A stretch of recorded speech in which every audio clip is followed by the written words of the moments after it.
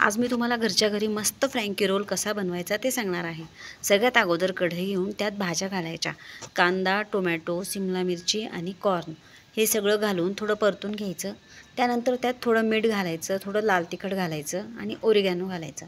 आपल्याला आवडत असेल तर मॅगी मसालासुद्धा घालायचा। त्यानंतर ते मस्त परतून घ्यायचं। 5 मिनिटात अगदी छान वाफून जातं। त्यानंतर आपली पोळी घ्यायची, एक ताजी असली तरी चालेल, दुपारची असली तरी चालेल। नंतर तिला सॉस लावायचा आणि आपण केलेल्या भाज्या ज्या परतलेल्या आहेत त्यावर मध्यभागी घालायच्या आणि त्यावर छानपैकी चीज किसून घालायचं। नंतर तवा घेऊन त्यावर बटर किंवा तूप लावायचं आणि असं फोल्ड करून मस्त क्रिस्पी भाजून घ्यायचा। खूप छान लागतो हा फ्रँकी रोल। तुम्ही मुलांना टिफिनलासुद्धा देऊ शकता आणि घरी ब्रेकफास्टलासुद्धा खाऊ शकता।